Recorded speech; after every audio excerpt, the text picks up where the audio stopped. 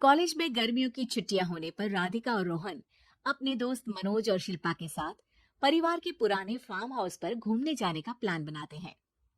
Guys, तुम दोनों को वो फार्म हाउस बहुत पसंद आएगा।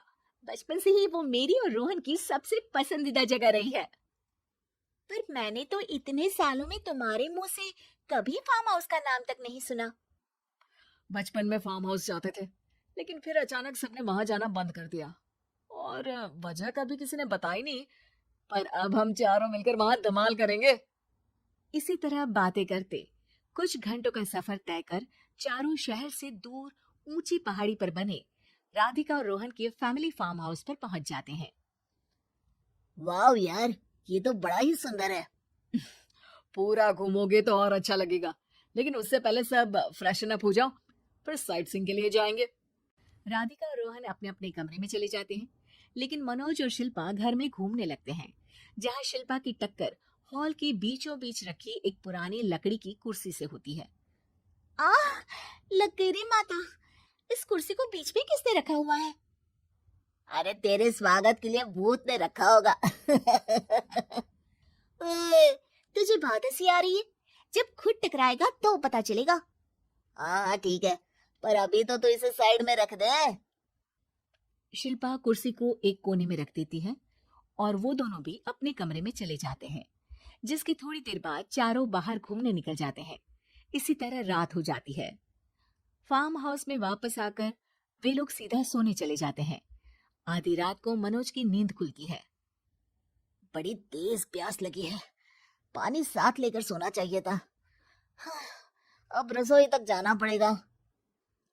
मनोज आंखें मलते हुए कमरे से हॉल में आता है और अचानक रास्ते में रखी कुर्सी से टकराकर जमीन पर गिर जाता है।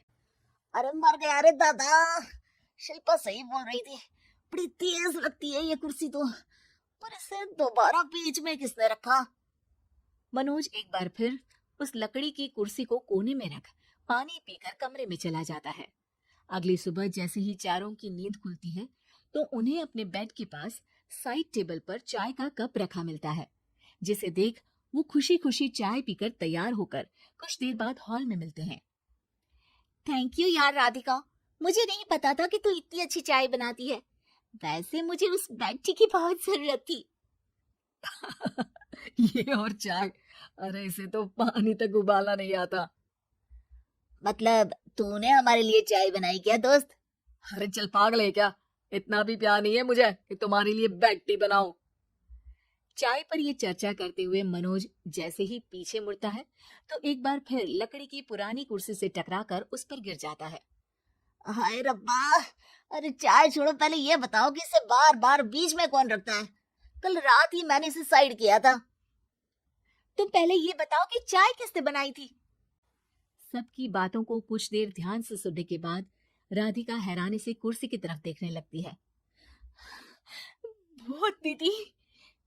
राधिका की बात सुन आपस में झगड़ रहे सारे दोस्त शांत हो जाते हैं।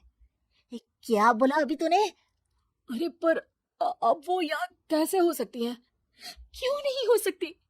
हमने यहाँ आना छोड़ा था, पर उन्होंने तो घर नहीं छोड़ा ना। और याद करो, ऐसे बेड के पास कप रखना और कुर्सी को कमरे के बीच में रखना, ये सब वही तो करती थी। ये तुम दोनों किसकी बात कर रहे हो? अरे जो भी हो, कुछ अच्छा तो बिल्कुल नहीं लगता। अब देखो, डरने की कोई जरूरत नहीं है। वो सालों से इस घर में रहने वाली भूत दीदी है। वो बचपन से ही हमारे यहाँ आने पर एक बड़ी बहन की तरह हम दोनों का ख्याल रखती है। ओए, पगला गया है क्या? शिल्पा, मुझे यहाँ नहीं रहना, तू भी मेरे साथ ही चल। ये दोनों तो पागल हो गए हैं। जहां मनोज डर से वापस जाने की बात कर रहा होता है, वहीं शिल्पा अपने फोन में बिजी होती है। क्या तुम्हें यहाँ की सिचुएशन समझ में नहीं आ रही जो फोन में लगी हो? जिसे जो करना है करो, मैं तो जा रहा हूँ। मनोज हड़बड़ाहट में अपने कमरे की तरफ जाता है, जिसके साथ राधिका और मोहन भी उसे रोकने के लिए पीछे पीछे जाते हैं। लेकिन शिल्पा, वो तो अभी भी फोन में लगी रहती है। कुछ देर बाद जब वो तीनों दोबारा हॉल में वापस आते हैं तो शिल्पा को सबके पैक्ड बैग्स के साथ देखकर हैरान रह जाते हैं। ये सब क्या है शिल्पा? यहाँ हम इसे समझा रहे हैं और तुम हमारे बैग्स भी पैक कर कर लेकर आई। अरे आखिर में फोन से बाहर निकलकर कुछ किया तो सही इसने। दोस्तों देखो, कल से हम यहाँ हैं। भूत दीदी ने कुछ किया नहीं ना? फिर डर क्यों रहे हो? 4 दिन और रुकोगे तो पता चलेगा कि क्या होगा। मतलब? इस पर शिल्पा उन तीनों को फार्म हाउस से बाहर लाकर फोन में पुरानी न्यूज का आर्टिकल दिखाती है। सालों पहले यहाँ रह रही औरत ने अपने दोनों बच्चों को सुबह सुबह दूध में जहर पिलाकर मार दिया और फिर हॉल में उस कुर्सी पर खड़े होकर खुद भी फांसी लगा ली थी। तुम्हारी बातों से मुझे इस केस की याद आ गई। गूगल किया तो पता चला कि ये वही फार्म हाउस है। अभी भी यहाँ रहना चाहते हो, जिससे कुछ दिनों में वो सबको थोड़ा थोड़ा जहर देकर मार दे?